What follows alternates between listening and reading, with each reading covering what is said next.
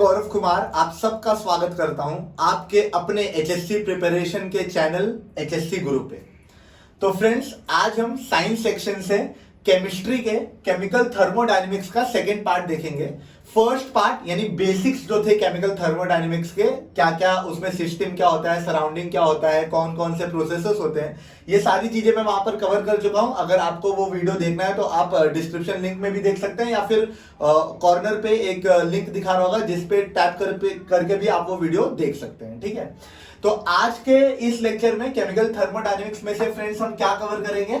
हम सबसे पहले first law of thermodynamics cover करेंगे। ठीक है, first law of thermodynamics cover करने के बाद हम कुछ एंथैल्पी के डेफिनेशंस पढ़ेंगे जो फिजिकल ट्रांसफॉर्मेशन में या फिजिकल फॉर्मेशन में आती हैं, और फाइनली इसको कवर करते हुए हम हेसेस लॉ की तरफ बढ़ेंगे जो कि बहुत इंपॉर्टेंट, ये तीनों ही टॉपिक्स बहुत इंपॉर्टेंट हो जाते हैं आपके बोर्ड एग्जाम्स के लिए, तो इसलिए मैंने इन तीनों टॉपिक्स को एक साथ रखा हुआ है। तो फ्रेंड्स, अब हम स्टार्ट करते हैं हमारे टॉपिक से। तो सबसे पहले फर्स्ट लॉ ऑफ थर्मोडायनेमिक्स पे हम आते हैं। फर्स्ट लॉ ऑफ थर्मोडायनेमिक्स क्या होता है, ये उस बच्चे को बहुत ही आसानी से समझ जाएगा जिसने गीता का सार सुना हुआ है। ठीक है, गीता का सार हम बचपन से सुनते आते हैं, मतलब लिखा रहता है, आप बहुत जगहों पर जाओगे होटल्स वगैरह में तो लिखा रहता है कि यार इंसान ना तो पैदा होता है ना ही मरता है, केवल वो एक शरीर से दूसरे शरीर में ट्रांसफर होता है। ठीक है, यानी कि आत्मा अमर होती है। ये बेसिक गीता का कंसेप्ट है जो एनर्जी पर भी लगता है, यानी थर्मोडायनेमिक्स में भी लगता है। ठीक है, तो फर्स्ट लॉ ऑफ थर्मोडायनेमिक्स क्या बोलते हैं कि यहां जैसे हम बोलते हैं कि गीता में क्या बोलते हैं हम, इंसान ना तो बनता है और ना ही बिगड़ता है, केवल उसकी आत्मा एक शरीर से दूसरे शरीर में चली जाती है। ऐसे यहां पर उस इंसान ह्यूमंस के जगह पर हम क्या यूज करते हैं, एनर्जी। क्या यूज करते हैं, एनर्जी। ठीक है, तो फर्स्ट ऑफ थर्मोडायनेमिक्स क्या बताता है कि ना तो एनर्जी को बनाया जा सकता है और ना ही एनर्जी को बिगाड़ा जा सकता है, केवल और केवल एनर्जी को एक फॉर्म से दूसरे फॉर्म में ट्रांसफॉर्म किया जा सकता है, यानी चेंज किया जा सकता है। ठीक है, जैसे समझिए आपकी जैसे समझिए मैंने एक बॉल लिया। ठीक है, वो बॉल मेरे हाथ में पड़ा हुआ है। ठीक है, तो वो बॉल मैंने खींच के मारा किसी को, तो जब तक मेरे हाथ में पड़ी थी वो बॉल, तब तक उसके अंदर पोटेंशियल एनर्जी थी। कौन सी एनर्जी थी, पोटेंशियल एनर्जी। पोटेंशियल एनर्जी मतलब क्या होता है, वो एनर्जी जो स्टोर करके रखी गई होती है। ठीक है, जैसे मैंने हाथ में रखा हुआ है तो वो एनर्जी मूव नहीं कर रही, उसमें कोई मोशन नहीं है, तो इसलिए वो पोटेंशियल एनर्जी है। जैसे ही उस बॉल को मैंने खींच के मारा, वो ही पोटेंशियल एनर्जी किसमें चेंज हो गई, काइनेटिक एनर्जी में। किसमें चेंज हो गई, काइनेटिक एनर्जी। काइनेटिक एनर्जी मतलब क्या होता है, जिसमें मोशन होता है, जिसमें क्या होता है, मोशन, जो मूव होता है, घूमता है एक जगह से दूसरी जगह। तो यहां पर एनर्जी क्या हो गया, पोटेंशियल एनर्जी से काइनेटिक एनर्जी में ट्रांसफॉर्म हो गया, लेकिन डिस्ट्रॉय या क्रिएट नहीं हुआ। ठीक है, तो वही यहां पर फर्स्ट लॉ ऑफ थर्मोडायनेमिक्स बोलता है। फर्स्ट लॉ ऑफ थर्मोडायनेमिक्स में आपको सिर्फ एक डेफिनेशन लिखनी है, बहुत सारी डेफिनेशन है इसकी, पर एक बहुत ही इजी डेफिनेशन जो आपको याद रह सकते हैं हमेशा, मैं बोर्ड पर भी लिखते जाऊंगा ताकि आपको समझे। Energy can neither be created nor be destroyed. ठीक है, एनर्जी को ना तो बनाया जा सकता है और ना ही डिस्ट्रॉय यानी खत्म किया जा सकता है। ठीक है, it can only be converted, it can only be converted from one form to another, it can only be converted from one form to another, one form to another. ये आपका फर्स्ट लॉ ऑफ थर्मोडायनेमिक्स है। Energy can neither be created nor be destroyed. ठीक है, अगर आप ए 2-3 बार बोलेंगे तो ये सेंटेंस आपके जबान पे बैठ जाएगा। Energy can neither be created nor be destroyed, it can only be transform from one form to another. ठीक है, अब फर्स्ट लॉ ऑफ थर्मोडायनेमिक्स का मैथमेटिकल एक्सप्रेशन भी है।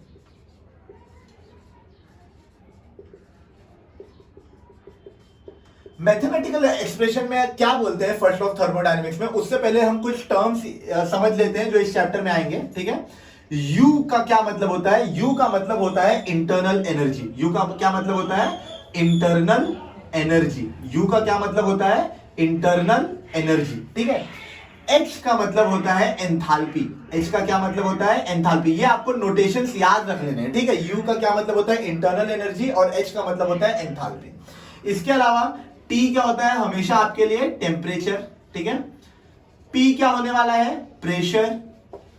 V क्या होने वाला है, ये सारी चीजें लगेंगी हमें, इसलिए मैं लिख रहा हूं आपको ताकि ये समझे आपको। केमिस्ट्री में ये सारे नोटेशंस आपको बार बार आएंगे। ठीक है, इसके अलावा Q का क्या मतलब होता है, Q का मतलब होता है हीट या हीट एनर्जी।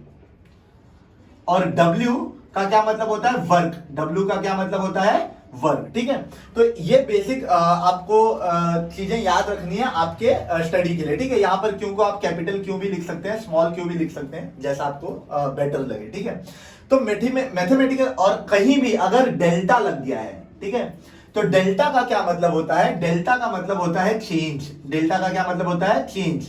या फिर मैं इसे ऐसा भी बोल सकता हूं, फाइनल माइनस इनिशियल। क्या बोल सकता हूं, फाइनल माइनस इनिशियल। ठीक है, तो अगर मैं डेल्टा यू बोल रहा हूं तो मतलब उसका क्या मतलब हो जाएगा, change in internal energy. Change in internal energy. अगर मैं डेल्टा एच बोल रहा हूं तो वो क्या हो जाएगा, change in enthalpy. Delta T बोल रहा हूं तो क्या हो जाएगा, चेंज इन टेम्परेचर।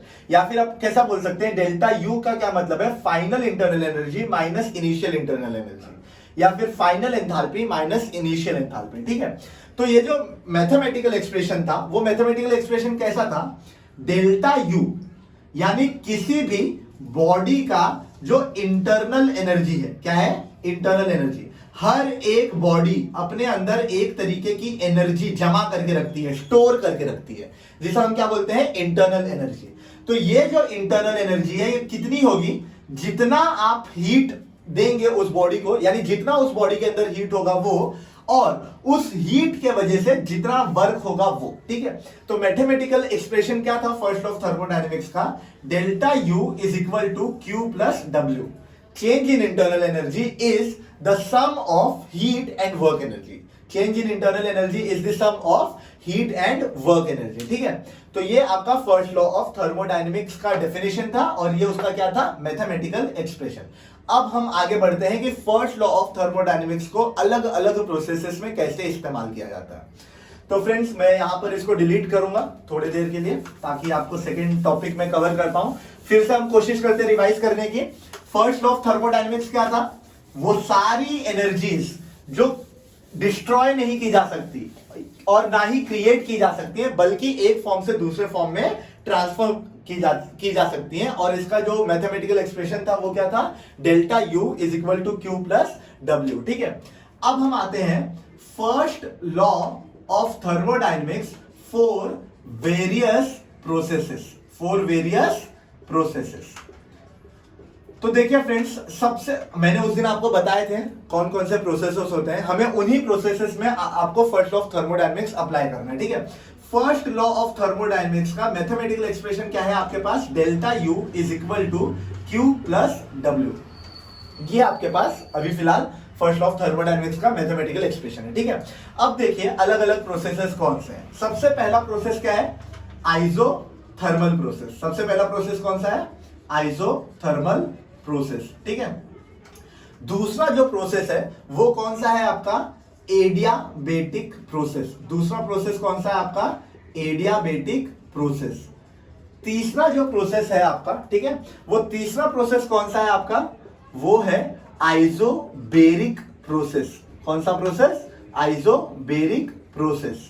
और चौथा प्रोसेस आपके लिए कौन सा हो जाएगा, आइसोकोरिक प्रोसेस। कौन सा प्रोसेस, आइसोकोरिक प्रोसेस। ये आपका main first law of thermodynamics का समझ लीजिए एक्सप्रेशन है, समझ क्या लीजिए, है ही ये एक्सप्रेशन। ठीक है, तो ये आपको ध्यान में रखना है। ठीक है, अब हमको इसी एक्सप्रेशन को यूज करके ये बताना है कि इन प्रोसेसेस के लिए क्या होता है फर्स्ट लॉ ऑफ थर्मोडायनेमिक्स। तो फ्रेंड्स, आइसोथर्मल पे आते हैं। आइसोथर्मल का क्या मतलब था, आइसोथर्मल का मतलब था कांस्टेंट। पिछले बार बताया था मैंने आपको, क्या मतलब था आइसोथर्मल प्रोसेस का, कांस्टेंट टेम्परेचर। क्या मतलब था, कांस्टेंट टेम्परेचर। तो कांस्टेंट टेम्परेचर आइसोथर्मल प्रोसेस में अगर है तो मुझे एक बात बताइए, समझिए ये एक बॉडी है, ये बॉडी का जो अंदर टेम्परेचर है वो टेम्परेचर चेंज नहीं हो रहा, कांस्टेंट है। कांस्टेंट है यानी चेंज नहीं हो रहा। अगर टेम्परेचर चेंज नहीं हो रहा यानी डेल्टा टी जीरो है, यानी किसी भी तरीके का चेंज नहीं है। अगर इस बॉडी के अंदर कोई चेंज ही नहीं है तो इस बॉडी का इंटरनल एनर्जी के अंदर भी कोई चेंज नहीं होगा, क्योंकि इंटरनल एनर्जी तभी बदलेगी जब या तो क्यू जो हीट है वो चेंज हो जाएगा या तो इसके ऊपर का वर्क चेंज हो जाएगा। ठीक है, तो अगर बॉडी में टेम्परेचर ही नहीं बदल रहा तो हीट का कोई भी डिफरेंस आएगा ही नहीं, इसलिए इंटरनल एनर्जी का जो चेंज है वो भी आपका क्या हो जाएगा, जीरो। वो भी क्या हो जाएगा, जीरो। तो यहां पर आइसोथर्मल प्रोसेस में आप क्या लिखेंगे, since delta T is zero therefore delta U is also equal to zero, delta U is also equal to zero. ठीक है, अब हम क्या करेंगे, इसको हम हमारे स्टार इक्वेशन में पुट करेंगे। ठीक है, पुटिंग इन स्टार इक्वेशन। तो अगर स्टार इक्वेशन में हम पुट करें तो डेल्टा यू आपका क्या है, क्यू प्लस डब्ल्यू।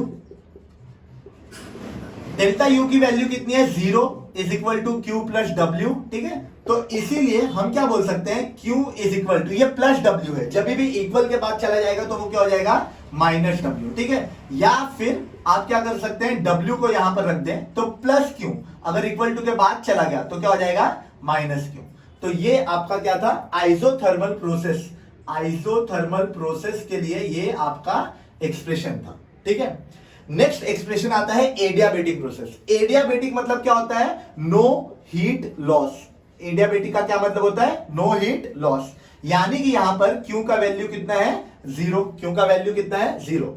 अगर कभी भी एडियाबेटिक प्रोसेस होता है तो उसमें हीट लॉस नहीं होता, यानी Q की वैल्यू क्या हो जाती है, जीरो। तो since Q is equal to zero, फिर से हम पुट करेंगे कहां पर, स्टार इक्वेशन में। ठीक है, तो पुटिंग इन स्टार इक्वेशन, तो स्टार इक्वेशन आपका क्या है, delta U is equal to Q plus W. Delta U is equal to Q, Q की वैल्यू आपकी जीरो है तो मैंने यहां पर पुट कर दी जीरो। तो delta U is equal to zero plus W, किसी भी चीज में जीरो को ऐड करेंगे तो क्या आ जाता है, वही नंबर आ जाता है, यानी delta U is equal to W. ठीक है, ये आपका किसके लिए हो गया, एडियाबेटिक प्रोसेस के लिए हो गया। अब हम आ जाते हैं आइसोबेरिक प्रोसेस पे। अब हम कहां जाते हैं, आइसोबेरिक प्रोसेस पे। आइसोबेरिक प्रोसेस मतलब क्या होता है, बार, ये किसका यूनिट है, ये यूनिट है प्रेशर का। तो आइसोबेरिक का क्या मतलब होता है, कांस्टेंट प्रेशर। आइसोबेरिक का क्या मतलब होता है, कांस्टेंट प्रेशर। जब ये प्रोसेस में प्रेशर कांस्टेंट है तो देखिए हमने एक डेरिवेशन है जो मैंने अभी तक नहीं ली हुई है आपको, आप केवल वो स्टेटमेंट याद रखिए क्योंकि वो डेरिवेशन बहुत इंपॉर्टेंट था और मैक्सिमम वर्क से रिलेटेड था, इसीलिए उसको मैंने रखा हुआ है होल्ड पर, वो मैं नेक्स्ट सेशन में लूंगा। ठीक है, तो वो डेरिवेशन आपका क्या बोलता है कि जो भी वर्क हुआ है वो वर्क कितना होता है, minus P external into change in volume. ठीक है, आपका अगर कोई भी बॉडी है, ठीक है, सिलेंडर पिस्टन जैसे एक बॉडी आप पकड़ लीजिए, उस बॉडी का जो वर्क डन होगा, ठीक है, वो वर्क डन अगर कांस्टेंट टेम्परेचर पे, वो वर्क डन कितना होगा, minus P external into delta V. ठीक है, minus P external into delta V. ठीक है, हमारा ये स्टेटमेंट क्या है, स्टेटमेंट है delta U is equal to Q plus W. ठीक है, तो delta U is equal to Q plus W. W का वैल्यू कितना देखिए यहां पर, minus P external into delta V. ठीक है, इसीलिए डेल्टा यू का वैल्यू कितना हो जाएगा, Q minus P external into delta V. ठीक है, और ये कांस्टेंट प्रेशर है लेकिन वैल्यू तो है, तो इसलिए वैल्यू सेम रहेगी और यही आपका क्या हो जाएगा, यही आपका हो जाएगा इक्वेशन। ठीक है, अब हम लास्ट वाले में आ जाते हैं। लास्ट वाला क्या है, आइसोकोरिक प्रोसेस। क्या है, आइसोकोरिक प्रोसेस। ठीक है, तो आइसोकोरिक प्रोसेस के लिए हम देखिए क्या करते हैं, आइसोकोरिक मतलब क्या होता है, कांस्टेंट वॉल्यूम। आइसोकोरिक मतलब क्या होता है, कांस्टेंट वॉल्यूम। ठीक है, देखिए हम इसी इक्वेशन में आते हैं, अगर delta U is equal to Q plus W, लेकिन डब्ल्यू की वैल्यू क्या है, minus P external into delta V, तो ये क्या हो गया, minus P external into delta V. ठीक है, डेल्टा वी मतलब क्या होगा, चेंज इन, मैं इस साइड आ जाता हूं ताकि आपको साफ दिखे। ठीक है, ये जो डेल्टा यू रखा Q प्लस और ये W की वैल्यू मैंने यही रखी। ठीक है, तो minus P external delta V ऐसा बोला हुआ है, लेकिन वॉल्यूम का कोई चेंज है ही नहीं, वॉल्यूम कांस्टेंट है, इसलिए जब इस वॉल्यूम को इससे मल्टीप्लाई किया जाएगा तो वो क्या हो जाएगा, जीरो। वो क्या हो जाएगा, जीरो। देखिए मैं आपको बताता हूं, minus P external into zero. ठीक है, क्योंकि डेल्टा V क्या है आपका, zero, change in volume zero है, तो ये पूरा जीरो हो गया। तो delta U is equal to Q, और क्योंकि ये हम कांस्टेंट वॉल्यूम की बात कर रहे हैं तो हम क्या लिख सकते हैं, क्यू वी। ठीक है, तो ये आपका फ्रेंड्स प्रोसेस है, total first law of thermodynamics अलग अलग प्रोसेस में कैसे अप्लाई होता है, ये टोटल आपका एक इक्वेशन था। ठीक है, अब फ्रेंड हम आगे बढ़ते हैं एंथैल्पी के डेफिनेशन की ओर। ठीक है, और डिस्कस करते हैं उसका भी एक बहुत ही इंपॉर्टेंट डेरिवेशन। तो फ्रेंड्स अब हम देखते हैं एंथैल्पी। ठीक है, एंथैल्पी क्या होता है फ्रेंड्स, ये देखिए मैंने यहां पर लिखा था आपको एंथैल्पी। ठीक है, तो एंथैल्पी मतलब क्या होता है, कोई भी एक जो बॉडी होती है वो बॉडी के अंदर की टोटल एनर्जी, उस बॉडी की टोटल जो एनर्जी होती है उसे हम एंथैल्पी बोलते हैं, किसी भी बॉडी की, ठीक है, किसी भी केमिकल स्टडी के लिए ली गई बॉडी की। तो इसका जो मैथमेटिकल एक्सप्रेशन होता है वो ऐसा होता है, देखिए H मतलब क्या होता है आपका एंथैल्पी, U मतलब क्या होता है इंटरनल एनर्जी, P मतलब क्या होता है प्रेशर, और V मतलब क्या होता है वॉल्यूम एनर्जी, ठीक है। तो अब मेरे को इसी के ऊपर क्या बनाना है डेफिनेशन, मुझे इसी के ऊपर क्या बनाना है डेफिनेशन। तो मैं डेफिनेशन कैसे बोलूंगा, एंथैल्पी इज, ठीक है, एंथैल्पी इज, ये जो प्लस का साइन है मैंने आपको बहुत बार बता चुका हूं, प्लस मतलब हम क्या लिखते हैं सम, प्लस मतलब क्या लिखते हैं हम सम ऑफ, ठीक है, प्लस मतलब sum of internal energy, sum of internal energy and, देखिए sum of internal energy and, इसके बीच में कुछ नहीं, कुछ नहीं मतलब क्या है ये प्रोडक्ट, ठीक है, product of volume and pressure energy, product of volume and pressure energy, ठीक है, समझ में आ गया आपको। The enthalpy is defined as the sum of internal energy and product of pressure and volume energy, और energy associated with pressure and volume, ठीक है। तो ये आपका एंथैल्पी का डेफिनेशन हो गया, ठीक है। अब फ्रेंड्स एंथैल्पी के डेफिनेशन के बाद एक जो बहुत ही इंपॉर्टेंट क्वेश्चन पूछा जाता है इससे, सबसे पहले तो अगर हम डेल्टा एच की बात कर रहे हैं, ठीक है, तो delta H is equal to क्या होता है आपका delta U plus P delta V. ये कब होता है, जब हमारा जो कोई भी प्रोसेस है वो प्रोसेस कैसा होता है, कांस्टेंट प्रेशर वाला प्रोसेस होता है। कैसा प्रोसेस होता है, कांस्टेंट प्रेशर वाला प्रोसेस होता है, ठीक है। तो ये आपका delta H equal to delta U plus P delta V आता है, ठीक है। अब फ्रेंड्स एंथैल्पी के सेक्शन में एक बहुत ही इंपॉर्टेंट डेरिवेशन आता है आपको करने के लिए, और वो डेरिवेशन क्या होता है, देखिए वो डेरिवेशन कुछ इस तरह पूछा जाता है, बहुत बार पूछा गया, prove that delta H is equal to delta U plus delta N R T. ये आपको प्रूव करना होता है, ठीक है, इसके बेसिस पे ये आपको प्रूव करना होता है, ठीक है। तो देखिए हम एक एक करके कोशिश करेंगे प्रूव करने का। यहां पर मैं आता हूं, मैं ये रब कर देता हूं ताकि आपको समझे।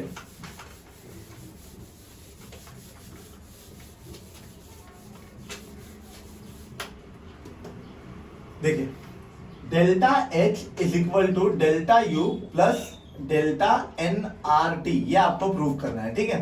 तो हम कैसे प्रूव करेंगे, देखिए सबसे पहले मैं जानता हूं वी नो, ठीक है, delta H is equal to delta U plus P delta V, ठीक है, ये आपको समझ में आ गया, ये डेफिनेशन के थ्रू हमने लिखा है।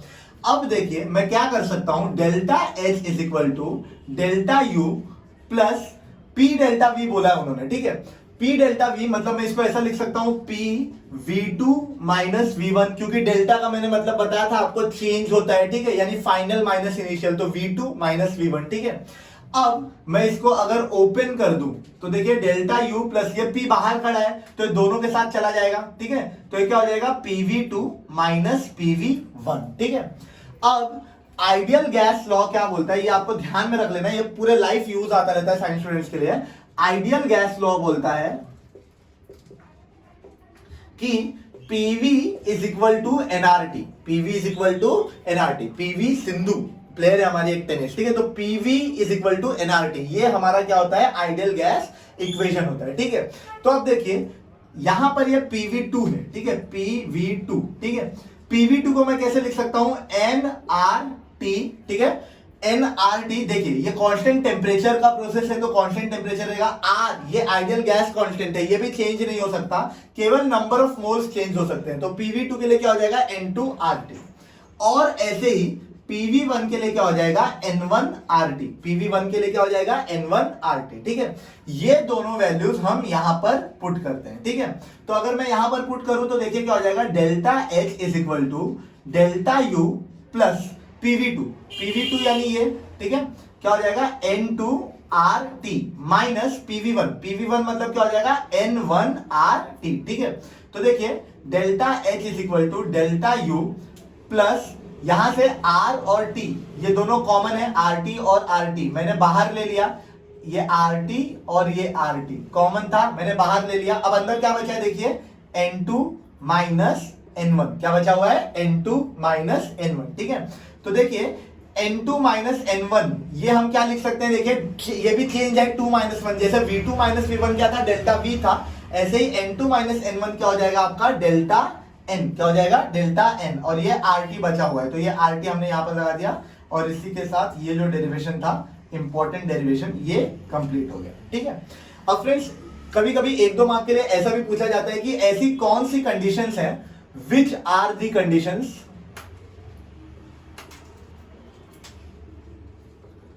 जहां पर डेल्टा एच और डेल्टा यू इक्वल हो जाते हैं, ठीक है। डेल्टा एच और डेल्टा यू क्या हो जाते हैं, इक्वल हो जाते हैं। मैं केवल आपको वही क्वेश्चंस ले रहा हूं जो बोर्ड के पर्सपेक्टिव से इंपॉर्टेंट है, फालतू के सारे इसमें बहुत सारे क्वेश्चंस और ले सकता हूं वर्क के लिए और सब चीजों के लिए, पर वो बिल्कुल भी इंपॉर्टेंट नहीं है। फिर उसको करने के लिए आपको और एक्स्ट्रा टाइम देना पड़ेगा, जो टाइम आप यूटिलाइज कर सकते हैं दूसरे किसी सब्जेक्ट के ऊपर जो आपका वीकनेस है। इसीलिए जो जो इंपॉर्टेंट क्वेश्चंस है जो आएंगे, इनके बाहर से कुछ नहीं आएगा, ये आप लिख के ले लीजिए, ठीक है। तो इससे वही सारी चीजें बता रहा हूं जो एग्जाम के पॉइंट ऑफ व्यू से इंपॉर्टेंट है, कुछ भी छोड़ नहीं रहा, ठीक है। तो वो ये पूछ सकते हैं कि डेल्टा एच और डेल्टा यू इक्वल कब हो सकता है, कौन से ऐसे कंडीशन है, तो हम यहीं से बताएंगे, ठीक है। पहला कंडीशन क्या हो सकता है डेल्टा एच और डेल्टा यू के इक्वल होने का, कि जो change in number of moles है, ठीक है, change in number of moles है वो क्या हो जाए, जीरो हो जाए, वो क्या हो जाए, जीरो। अगर change in number of mole he zero हो गया तो डेल्टा एच और डेल्टा यू अपने आप इक्वल हो जाएंगे, बराबर ना, क्योंकि ये डेल्टा एन जीरो हो गया, जीरो में कुछ भी मल्टीप्लाई करोगे तो वो क्या हो जाएगा, जीरो। समझे क्या इतना। दूसरा कंडीशन अगर मैं यहां से बताना चाहूं तो यहां से मैं क्या बता सकता हूं, अगर T यानी टेम्परेचर ही जीरो हो गया, टेम्परेचर क्या हो गया, जीरो हो गया, तो भी ये क्या हो जाएगा आपका डेल्टा एच और डेल्टा यू इक्वल हो जाएगा, डेल्टा एच और डेल्टा यू क्या हो जाएगा, इक्वल, ठीक है। फिर इसके बाद हम अगर यहां पर आए, ठीक है, ये भी डेफिनेशन है ना आपका, यहां से भी एक कंडीशन हम बता सकते हैं, अगर समझिए change in volume he zero हो गया, चेंज इन वॉल्यूम ही क्या हो गया, जीरो, तो ये पूरा जीरो हो जाएगा और डेल्टा एच आपका किसके बराबर आ जाएगा, डेल्टा यू के बराबर आ जाएगा, ठीक है। तो आपको स्टेटमेंट लिखने हैं, पहला स्टेटमेंट आपको क्या लिखना है, when the number of mole become zero, change in number of moles become zero, temperature become zero और change in volume becomes zero, ठीक है, then delta H can be equal to delta U, ठीक है। तो I hope friends आपको enthalpy का जो ये डेरिवेशन था और डेफिनेशन था वो समझा होगा। अब हम नेक्स्ट टॉपिक के ऊपर बढ़ते हैं, जो है आपका enthalpy, change in enthalpy in physical transformations और फिजिकल रिएक्शंस, ठीक है। तो अब हम उस टॉपिक की तरफ बढ़ते हैं। तो फ्रेंड्स अब हम बढ़ते हैं अपने अगले टॉपिक की तरफ, एंथैल्पी ऑफ फिजिकल ट्रांसफॉर्मेशन, ठीक है, एंथैल्पी ऑफ फिजिकल ट्रांसफॉर्मेशन, ठीक है। बहुत सारी एंथैल्पीज की डेफिनेशन है इस चैप्टर में फ्रेंड्स, जो आपको याद करनी है अपने एग्जाम के लिए और बहुत बार पूछी जाती है 2 मार्क्स के लिए, ठीक है। उनमें से ये 5 अभी कुछ तो रिमूव कर दी गई आपके 25% रिडक्शन की वजह से, और बाकी ये 5 बहुत इंपॉर्टेंट है जो मैंने अभी लिखी हुई है आपके लिए, ठीक है। और इसमें से अगर ये आप एक याद करेंगे तो ये दोनों अपने आप याद हो जाएंगे, इसकी मैं गारंटी आपको देता हूं, आपको उसी हिसाब से मैं समझाऊंगा, ठीक है। तो एंथैल्पी ऑफ फ्यूजन की क्या होता है एंथैल्पी ऑफ फ्यूजन, ठीक है। फ्यूजन मतलब क्या होता है, फ्यूजन मतलब जब दो चीजें एक साथ मिल जाते हैं तो उसे हम बोलते हैं फ्यूजन, क्या बोलते हैं हम उसे, फ्यूजन, ठीक है। तो एंथैल्पी ऑफ फ्यूजन को हम कैसे डिफाइन कर सकते हैं, it is a change in enthalpy, it is a change in enthalpy. देखिए डेल्टा एच लिखा हुआ है ना, डेल्टा एच मतलब क्या होता है, change in enthalpy when 1 mole of solid is converted into liquid. समझिए कोई सॉलिड है आपका 1 मोल का, और उसको आपने लिक्विड में चेंज कर दिया। सॉलिड को किस में, देखिए जैसे आपने किसी सॉलिड को लिक्विड में चेंज किया, सोने को आपने मेल्ट कर दिया और वो पानी मतलब उसका वाटर ये हो गया, थोड़ा मेल्ट हो गया वो, तो सॉलिड से लिक्विड में कन्वर्ट हो रहा है। किस में कन्वर्ट हो रहा है, सॉलिड से लिक्विड में 1 मोल विदाउट चेंज इन टेम्परेचर, लेकिन टेम्परेचर चेंज नहीं हुआ है एट कांस्टेंट प्रेशर, ठीक है। तो आपको थोड़े पार्ट्स में याद रखना है। पहला क्या, change in temperature, 1 mole of solid is converted into liquid, 1 mole of solid is converted into liquid without change in temperature at constant pressure, ठीक है, without change in temperature at constant pressure। तो fusion का आप आराम से definition बता सकते हैं, enthalpy of fusion is defined as change in enthalpy when 1 mole of solid is converted into liquid without change in temperature at constant pressure, ठीक है। अब एंथैल्पी ऑफ वेपराइजेशन का क्या मतलब होगा, सेम यही पूरा आपका डेफिनेशन रहेगा, केवल यहां पर सॉलिड की जगह क्या लिखना पड़ेगा आपको, लिक्विड, और लिक्विड से वो किस में चेंज होगा, गैस में, यानी वेपर में। किस में चेंज होगा, वेपर में, ठीक है। तो एंथैल्पी ऑफ वेपराइजेशन को आप कैसे बोल सकते हैं, it is change in enthalpy when 1 mole of liquid is converted into vapour without change in temperature at constant pressure, ठीक है। पहले में क्या था आपका सॉलिड इंटू लिक्विड था, दूसरे में क्या है लिक्विड इंटू वेपर है। और तीसरा वाला क्या होता है, डायरेक्टली सॉलिड से लिक्विड में नहीं चेंज होता, डायरेक्टली किस में चेंज हो जाता है, वेपर में, ठीक है। तो वो आपका क्या बन जाता है, एंथैल्पी ऑफ सब्लिमेशन। तो आप क्या बोल सकते हैं, it is a change in enthalpy when 1 mole of solid is directly converted into vapour without change in temperature at constant pressure, ठीक है। तो पहले वाले में आपको क्या था, सॉलिड टू लिक्विड, दूसरे वाले में लिक्विड टू वेपर, और तीसरे वाले में डायरेक्टली सॉलिड टू वेपर। तो ये तीन आपकी डेफिनेशंस बहुत इंपॉर्टेंट थी। चौथा जो डेफिनेशन है वो है enthalpy of ionisation. Enthalpy of ionisation ये क्या होता है, देखिए ये भी एक चेंज इन एंथैल्पी ही होती है। It is a change in enthalpy when 1 electron is removed from 1 mole of gases atom. समझिए आपका कोई गैस का एटम है, समझो क्लोरीन गैस है, उसके 1 मोल में से अगर आपने 1 इलेक्ट्रॉन निकाल दिया तो जो एंथैल्पी चेंज होता है उसे हम क्या बोलते हैं, enthalpy of ionisation. It is the enthalpy change when 1 electron is removed from 1 mole of gaseous atom, ठीक है। गैस के एटम के 1 मोल में से 1 इलेक्ट्रॉन अगर आपने निकाल दिया तो जो एंथैल्पी चेंज होगी उसे हम एंथैल्पी ऑफ आयनाइजेशन बोलेंगे। और फाइनली इलेक्ट्रॉन गेन एंथैल्पी क्या होता है, जैसे ये एंथैल्पी ऑफ आयनाइजेशन में क्या होता है, इलेक्ट्रॉन रिमूव हो जाता है, यहां पर क्या होता है, जो 1 मोल होता है वो 1 इलेक्ट्रॉन एक्सेप्ट करता है। क्या करता है, 1 इलेक्ट्रॉन एक्सेप्ट करता है, जिसके वजह से गैसियस आयन बनता है। जिसकी वजह से क्या बनता है, गैसियस आयन। और वो आयन नेगेटिव होता है, इसलिए हम उसे क्या बोलते हैं, एनायन। क्या बोलते हैं, एनायन। 2 तरीके के आयन्स होते हैं, नेगेटिव आयन्स को हम एनायन बोलते हैं, पॉजिटिव आयन्स को हम केटायन बोलते हैं, ठीक है। तो it is a change in enthalpy when 1 mole accepts 1 electron to form gaseous atom। तो आपको आई होप ये पांचों याद हो गई होंगी, ठीक है। और अब हम आगे बढ़ते हैं अपने आज के लास्ट टॉपिक की तरफ, जो है हेसेस लॉ। जो क्या है, तो फ्रेंड्स अब हम आ जाते हैं आज के लास्ट टॉपिक ऑफ डिस्कशन, यानी हेसेस लॉ के ऊपर। हेसेस लॉ क्या होता है, ये बहुत इंपॉर्टेंट क्वेश्चन है हेसेस लॉ। तो हेसेस लॉ क्या होता है, देखिए हेस एक केमिस्ट थे, आप ऐसा बोल सकते हैं, ठीक है। और इन्होंने एक लॉ डिराइव किया था, और वो लॉ क्या बोलता था, एंथैल्पी के ऊपर था वो लॉ। तो उनके हिसाब से क्या था, जो भी चेंज इन ओवरऑल एंथैल्पी होगा, ठीक है, चेंज इन ओवरऑल एंथैल्पी, वो उनके हिसाब से इक्वल था of sum of change in enthalpy in the individual steps of the reaction, ठीक है। समझिए एक रिएक्शन है, ठीक है, उस रिएक्शन, ये रिएक्शन है, समझिए ए से, समझिए आपको सी जाना है, ठीक है। तो ये रहा ए, ये रहा बी और ये रहा सी, समझे क्या इतना। तो वो क्या बोल रहे थे कि ए से सी में जो टोटल एंथैल्पी चेंज होगा, आपको ए से सी ही बनाना है, ठीक है, ए से सी आपको बनाना है। लेकिन समझिए आप ए से सी डायरेक्ट नहीं जा रहे, आप ए से बी के पास जा रहे हैं और बी से सी के पास जा रहे हैं, ठीक है। लेकिन बनाना आपको ए से सी है, ठीक है। तो ए से सी में जो ओवरऑल एंथैल्पी चेंज होगा वो कैसे होगा, समझिए ए बी में आपका H1 हो रहा है, H1 चेंज हो रहा है, और BC में आपका H2 चेंज हो रहा है। तो ये पहला स्टेप है और ये दूसरा स्टेप है। तो ओवरऑल एंथैल्पी चेंज क्या होगा, enthalpy change in individual steps of the reaction, enthalpy change in the individual steps of the reaction. पहले स्टेप में क्या था, डेल्टा H1 था, दूसरे स्टेप में क्या था, डेल्टा H2 था। तो उन दोनों का टोटल कर दूंगा तो मुझे ओवरऑल मिल जाएगा, मुझे क्या मिल जाएगा, ओवरऑल एंथैल्पी चेंज मिल जाएगा। तो यही उनका था कि overall enthalpy change in any reaction is equal to the sum of individual enthalpy changes in any reaction, ठीक है।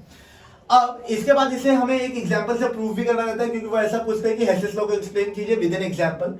तो एग्जांपल हम समझिए, हम हाइड्रोजन ले रहे हैं, ठीक है, और उसके साथ हम क्या ले रहे हैं, N2 ले रहे हैं, ठीक है, यानी नाइट्रोजन ले रहे हैं। तो क्या हो जाएगा, देखिए जरा, हाइड्रोजन और नाइट्रोजन जब मिलेंगे तो देखिए यहाँ पर ये N2 है, 2 N है आपके पास, ठीक है, और H देखो 2 था, कितना है 4, H कितना है आपके पास 4, ठीक है। तो टोटल आपके पास कितना बन जाएगा, N2H4, क्या बन जाएगा, N2H4। तो यहां पर हमने लिख दिया N2H4, ठीक है। और समझिए इस रिएक्शन में चेंज इन एंथैल्पी कितना है, 95.4 किलो जूल। ये आपको याद रखना है, ये कोई आपको दुनिया में एक्सप्लेन नहीं कर सकता। इस रिएक्शन का जो एंथैल्पी चेंज होता है वो कितना होता है, 95.4 किलो जूल, ठीक है। अब हम क्या करते हैं, ये जो N2H4 मिला है इसके साथ हम एक और हाइड्रोजन अगले स्टेप में ले लेते हैं। ये आपका स्टेप नंबर 1 है। और ये आपका स्टेप नंबर 2 है, ठीक है।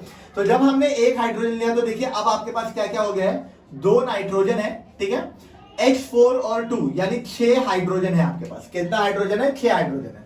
तो देखिए N के लिए मैंने 2 लिखा, ठीक है, N के लिए मैंने क्या लिखा? 2, ठीक है। आपके पास H3 है ना, तो देखिए ये रहा H, ठीक है, और ये रहा 3 और ये रहा 2, तो 2 3 6, तो 6H खत्म हो गया और ये N मैंने डाल दिया, तो क्या बन गया आपके पास? 2NH3। क्या बन गया? 2NH3, 2 नाइट्रोजन और 6 हाइड्रोजन, ठीक है, तो 2NH3 आपको मिल गया। और इस रिएक्शन में आपका टोटल कितना चेंज इन एंथैल्पी है? -187.6 किलो जूल, ठीक है। तो जो हमारा नेट रिएक्शन होगा, क्या होगा? नेट रिएक्शन वो क्या हो जाएगा? देखिए जरा, 2 हाइड्रोजन और 1 हाइड्रोजन, यानी ओवरऑल में कितना हो जाएगा? 3 हाइड्रोजन, ठीक है। उसके बाद N2 बचा हुआ है, ये हमने N2 लिख दिया। N2H4 से N2H4 खत्म हो गया, ठीक है। याद रखिए ये इक्वल टू नहीं है कि आपको इक्वल टू नहीं है तो ये हम काट नहीं सकते, ऐसा कोई प्रॉब्लम नहीं है। ये एरो है, एरो मतलब ये जो प्रोडक्ट था वो आपका रिएक्टेंट बन गया एज अ रिवर्सिबल रिएक्शन, तो ये कैंसिल हो गया, ठीक है। और फाइनली कितना बचा हुआ है? 2NH3 राइट हैंड साइड में बचा हुआ है, तो 2NH3 लिख दिया हमने, ठीक है। और इसमें यानी कि ये आपका ओवरऑल एंथैल्पी चेंज है, तो ये क्या होगा? इंडिविजुअल का एडिशन, तो देखिए प्लस माइनस क्या होता है? माइनस, तो 187.6 माइनस 95.4, 6 में से 4 गया 2, 7 में से 5 गया 2, 18 में से 9 गया 9, और बड़े के साथ माइनस का साइन है इसलिए यहां पर भी क्या आ जाएगा? माइनस, तो माइनस 92.2 किलो जूल ये आपका ओवरऑल एंथैल्पी चेंज है। Overall enthalpy change is the sum of change in enthalpy change at individual steps, ठीक है। तो ये आपका क्या था? एग्जांपल। और फाइनली हेसेस लॉ का एप्लीकेशन भी पूछते हैं वो, ठीक है। तो हेसेस लॉ का एप्लीकेशन क्या है आपका? It is used to find change in enthalpy. It is used to find change in enthalpy for various reactions where enthalpy change cannot be found experimentally, ठीक है। ये यूज किया जाता है चेंज इन एंथैल्पी फाइंड करने के लिए, जहां पर हम थ्योरेटिकली इसको प्रूव कर सकते हैं और change in enthalpy experimentally find नहीं किया जा सकता, ठीक है। तो फ्रेंड यहां पर मेरा ये सेकंड जो पार्ट था केमिकल थर्मोडायनेमिक्स का वो कंप्लीट हो जाता है। आप मुझे जरूर बताएं कमेंट करके कि आपको कैसा लगा और क्या क्या इंप्रूवमेंट्स की जरूरत है, ठीक है। और नेक्स्ट पार्ट में हम मिलेंगे केमिकल थर्मोडायनेमिक्स के थर्ड पार्ट में, जहां पर हम मैक्सिमम वर्क का जो डेरिवेशन आपका रह गया है, इसके अलावा कांस्टेंट प्रेशर एक्सटर्नल वर्क का डेरिवेशन रह गया है आपका, कांस्टेंट एक्सटर्नल प्रेशर का वर्क का पीवी वर्क, ठीक है।